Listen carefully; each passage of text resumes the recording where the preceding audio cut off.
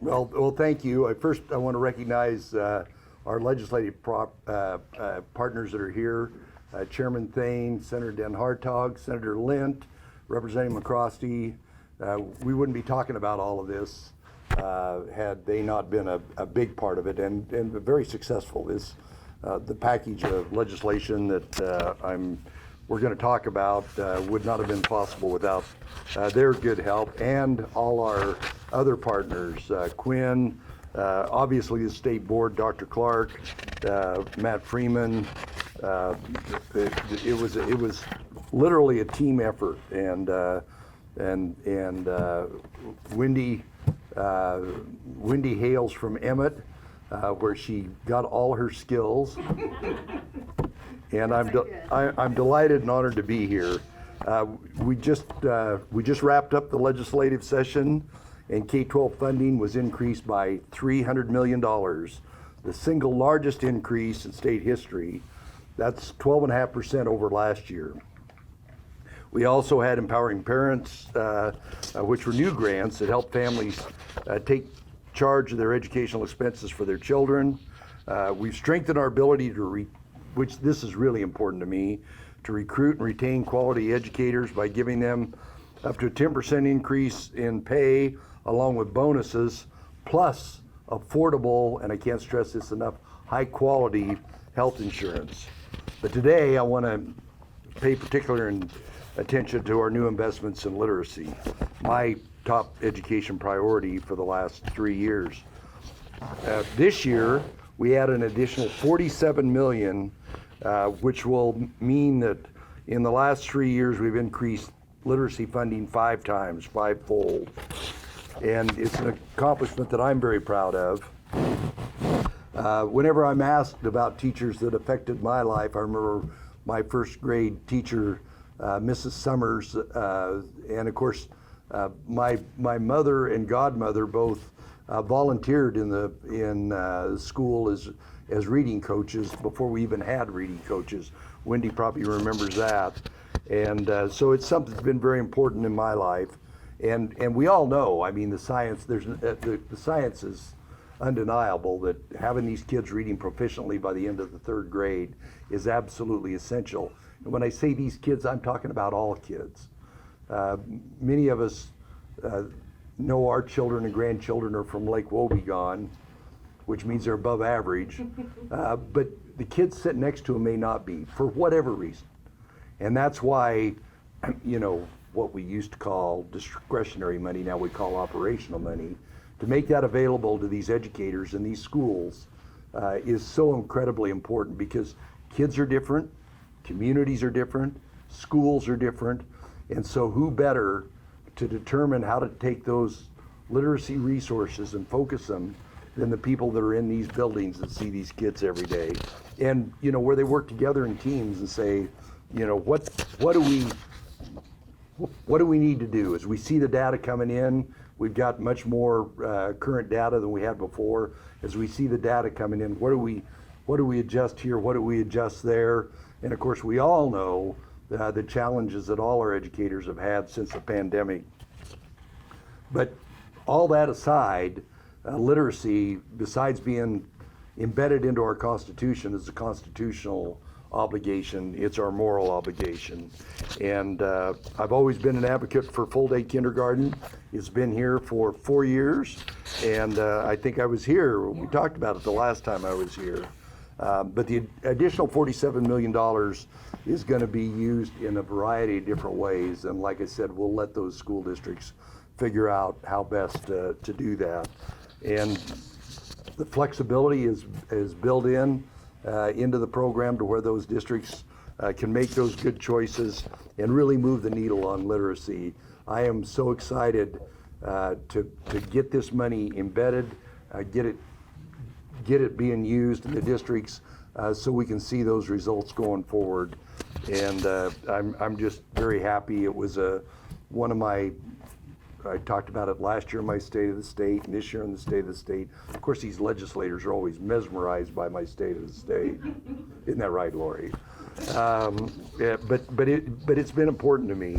But I want to thank Reed Elementary, and all my partners that are here today for what they've done.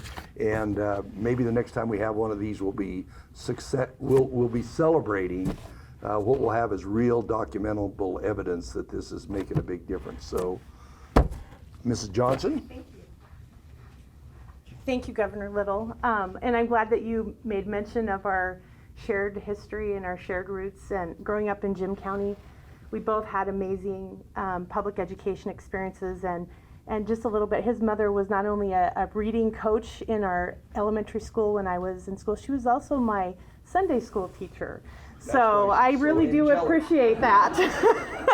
So a huge thank you from our school district to our legislators, to our state department and to our state board, who've all worked together to make this happen for our children. And I could talk for a long periods of time to tell you what it has done for us. But I also want to thank our school board. Our school board, a little over 4 years ago, were very courageous and took all of our literacy dollars that we were receiving and invested it in all-day kindergarten. In addition to that, our community has paid for several teaching positions in kindergarten through a supplemental levy. This allows us not to have to worry about that anymore for all-day kindergarten. And rather than me talking about how amazing and thankful we are, I think you need to hear from one of our best kindergarten teachers who collaborated with us to make all of this happen 4 years ago, and now we all have the ability to go, what else can we do? Because we're gonna have additional money. So Alyssa Townsend is a kindergarten teacher in this awesome school, Reed Elementary. The principal who's also here, Kevin Gifford, who is an amazing leader. So I'm gonna turn it over to Alyssa. Good afternoon. I am not as good off the cuff as these two, unless you have me in front of 5 and 6 year olds. I can do amazing things, but this is super. It is a privilege to represent my peers and have the opportunity to share my gratitude for a governing body that has prioritized early childhood education. Our #1 goal as kindergarten teachers is to instill a love of school and a love of learning.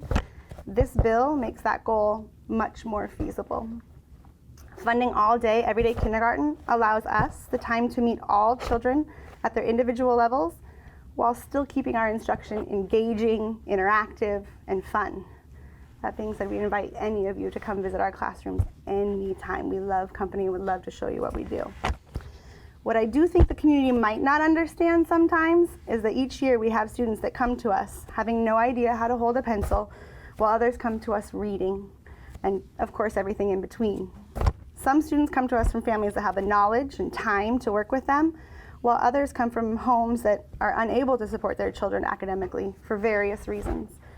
Having been in all-day, everyday kindergarten classroom for the last 4 years of my 19 years of teaching, it has been a complete joy to be able to see what we have been able to accomplish with all levels of students. Students become independent readers and authors of multiple-page books. They acquire a love of science and cultivate appropriate peer relationships through play. Those that come in without the basic foundational skills have the additional time to participate in small group instruction and have the chance to be able to catch up to their peers. We as teachers have had more time to build stronger relationships with the families we work with, therefore increasing our in-depth understanding of their children as a whole.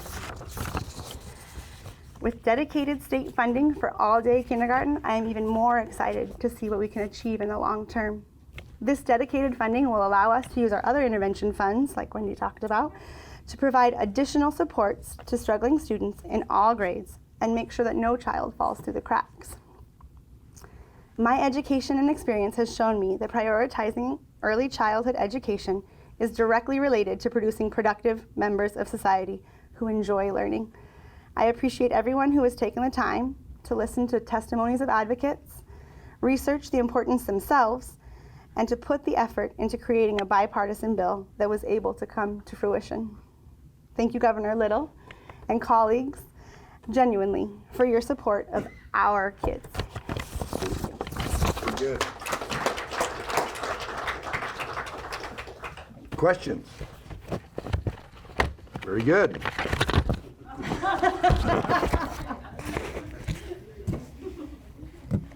Kevin, I knew you would. I thought maybe something was wrong, so. No, I was coughing there. I'm good. So just in the past few days, Governor, we've seen West Ada and Twin Falls come out and say that they're going to go with all-day kindergarten off of this $47 million in new funding. Are you surprised by that? What was your reaction to that? No, Do you expect other districts no. to follow through? Not at all. I was surprised it took them this long. I mean, CUNA set but you know, there's small districts all over the state. Some of them, with not near the resources that those two districts have, that have had all-day kindergarten. But the evidence is so compelling about the value, and if you look at, it's those kids that basically haven't had the opportunity. Their parents have, for one reason or another, don't have the kind of opportunities. That's where it makes a difference. And what that does is, our goal, and I know that the state board, as we've talked about it, said, well, we might have to move it to the 4th grade, but what I'm seeing in the classroom is the dedication of these districts is we're not taking our foot off the gas. We're going to do, particularly with this new money, we're going to make the difference to get there. But if we get all kids reading proficiently, and we'll never get every single one of them, but if we don't have that aspirational goal, everything, half of our state money goes into education. Why would you spend half of your state money on education if those kids can't read by the end of the 3rd grade? So I just, that was a long answer to your short question, but the bottom line is I will be surprised. One of the things that this bill did, we changed 2 sentences, Matt?